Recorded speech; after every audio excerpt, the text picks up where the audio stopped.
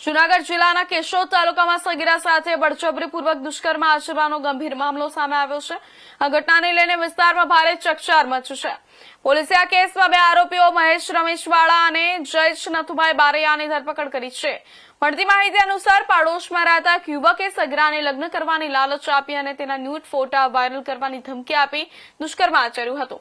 વધુમાં જાણવા મળ્યું છે કે ફેબ્રુઆરી મહિનામાં સગીરાની ઉંમર ઓછી હોવાને કારણે લગ્ન શક્ય ન હોવાથી બંને ઝેરી દવા પી આત્મહત્યાનો પ્રયાસ કર્યો હતો।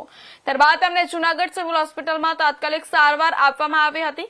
આ સમગ્ર મામલે કેશોદ પોલીસ દ્વારા પોક્સો એક્ટ હેઠળ ગુનો નોંધવામાં આવ્યો છે।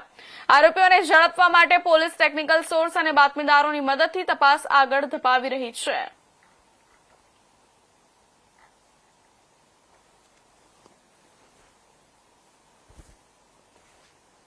9/4/2026 ના રોજ ફરિયાદીએ તેઓની ફરિયાદ કેશોદ પોલીસ સ્ટેશન ખાતે જાહેર કરેલી છે।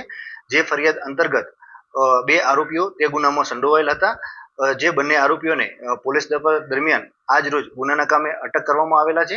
જે 2 આરોપીઓ પૈકી આરોપી મહેશભાઈ રમેશભાઈ વાળા તથા જયેશભાઈ નથુભાઈ બારૈયાઓની ગુનાના કામે ધોરણસર અટકાયત કરવામાં આવેલ છે।